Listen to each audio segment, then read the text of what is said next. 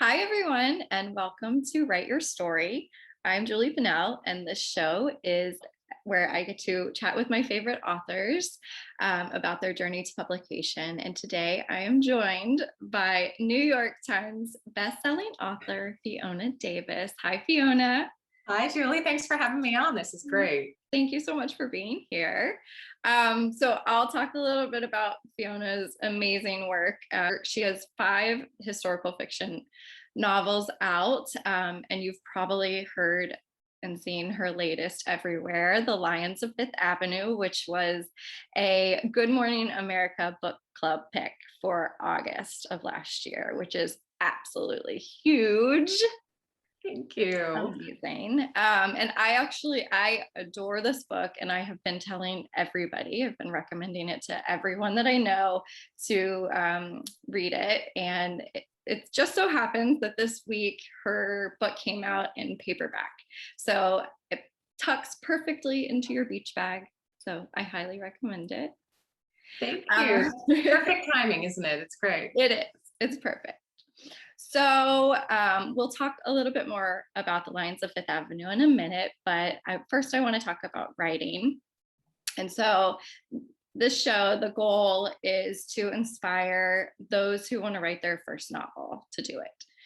And I think that more important than the story itself is the storyteller's story, lots of stories, about how they got to where they are. So Fiona, can you just tell me, like, when did you first decide that you wanted to be an author? It came very late to me. I've been working as a journalist where I was writing about health and fitness and the arts, but short pieces.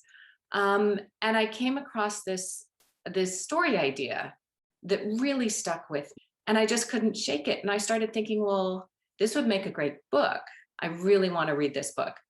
And it made me think, well, maybe I could try writing it. And so I started doing things like I took a writing class at Gotham Writers Workshop. And then I started reading other books in a different way. So I remember reading The Perfume Collector by Kathleen Tesaro and loving that book. And it was dual timeline. And I loved the way she had this element of mystery that carried the story forward. And I took that book and I deconstructed it. I figured out, okay, what happened when, how, when is the action rising? When is it falling? And started thinking that I could use that as kind of a blueprint for writing my own book.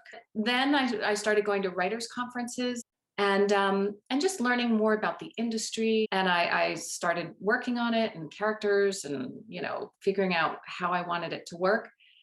And that's really where the story idea came to me. It was just a story that I couldn't shake. And I think that's the most important thing, especially in your first book, knowing it's a long road. And so you really have to love what you're working on. So another thing that I love about your story, your personal story, is that you started writing this novel, The Dollhouse, which came out in 2016, later in your career. And I think that a lot of people feel like if they haven't done it by whatever age, what are their chances of actually getting published? But I think that you have a really great story to show that you can actually do it. And so what is your advice to someone, maybe even regardless of their age, who says, well, I haven't done it yet. What are the chances? What is your advice for that? Yeah, for me, I couldn't have written this book in my 20s because I didn't have the life experience to put into the characters. And so I didn't start writing until I was in my late 40s. And I really recommend waiting. If you, feel this pressure to write the great American novel, go out and live your life, go out and have heartbreak and learn new things and travel the world. Yeah. And it's amazing then you can create a fictional story, but really invest it with your real life experiences, which again have more perspective and maybe more nuance than if you were younger. I say it's absolutely never too late. So you write historical fiction, and I have the utmost respect for anyone who writes historical fiction, because not only are you creating these worlds and characters and scenes, But you're also having to go back and make sure that every single detail from their clothing to like what the place looked like um, is, perfect for the time period. So, how do you even do that research? Do you do all of the research beforehand, or are you like Googling, what does someone wear? Like, what kind of dresses are cool at this time? Yeah, it's a great question.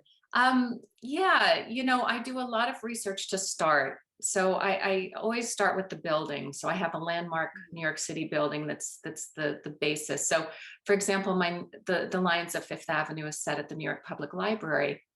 And for that, I started reading about the history of the library. I started going through old New York Times articles that mention the library. But you're right, you can have a great story idea and characters and plot, but the details are really what's important. And at the same time, with historical fiction, you don't want to overwhelm the story with the details because no one wants to read about a room for 2 pages. It has to be part of the action. And so what I'm doing early on is really collecting the details that can be dropped into the book. And I use Scrivener, which is a wonderful software program for authors, where you can have just all your research materials right at your fingertips, so that if you need to describe a table, you don't have to kind of go through another Word document or open or close applications. It's right there, and you can share the screen, have your manuscript, the picture of the table you need to describe. You can do it and move forward. And so I highly recommend Scrivener for just compiling everything. So I do a really deep dive for about 3 or 4 months. Wow. Well, that's amazing. And one day I'll try. I have an idea for historical fiction, but I'm just like, I don't even know where to start. Yes. You know what though? The key is, for me at least, is to start with character. Right. Once I know who the main characters are, the details will fall in behind them. It's like the train of a dress. You just need that really strong character idea going forward. And then everything will kind of flit around, and you kind of adorn them with what you need to. So what do you think was the hardest thing when you were first starting to write? And have you learned any tricks along the way that you can share? For me, having the plot as a really solid base means I can start playing around with the details of the writing and how you layer things onto a story without preaching or without, writing a play where it's just all dialogue. Right. That to me was the hardest, because I'd been an actor, so I understood plays, Oh, I didn't know but that. being able to put in your author kind of influence within a scene was a whole different ballgame. And I think the key is just to do it, to start writing a really bad first draft and just embrace it. Right. It doesn't have to be perfect. Don't go back and edit it. Just get it on paper so that you have 80 to 90,000 words of a something you can play with. And then it's like sculpting. Then you go back and you massage the sentences, and so everything starts to flow. And that to me is the fun part. The first draft is always painful, and you just have to get through it as quickly as you can. Right. And I think that's like the best advice.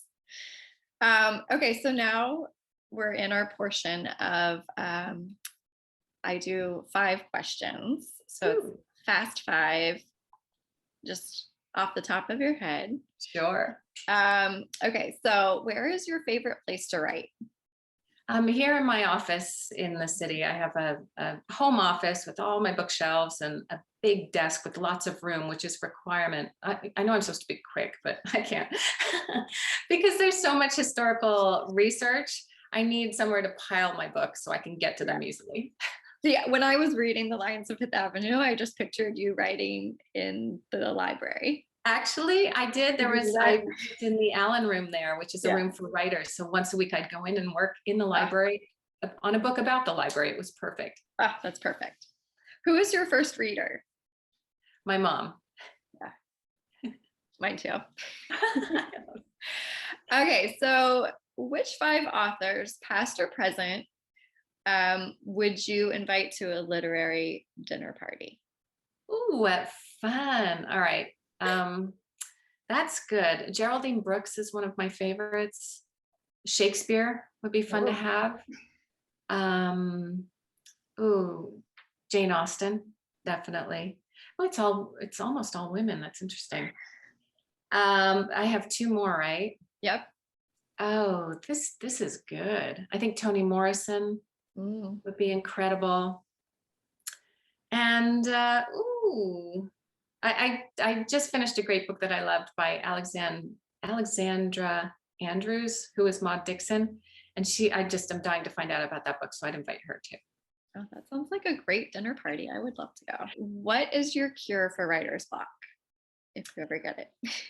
I don't tend to get it. And I'll tell you why. I was first a journalist. And as a journalist, especially a freelancer, if you don't turn in the article, you don't get paid. So you just write it. And if you're having a bad writing day, you just write and know you're going to go back and play with it. It's not the end of the world. Yeah, I think that's great advice. Okay, so knowing what you know now about writing, what would you tell your younger self when you were first working on the dollhouse? I would say this is going to be fun. Okay, so tell us about the Lions of Fifth Avenue. Give us a brief rundown of the book. Sure. So it takes place at the New York Public Library in two timelines. In 1913, it's from the point of view of the superintendent's wife, a woman named Laura, who lives in the library with her husband and her two kids in an apartment that actually existed. Amazing. And she's surrounded by all this knowledge and all these books, but she wants something more out of life. So she applies to Columbia Journalism School and gets in, and her world is blown wide open in both good ways and bad.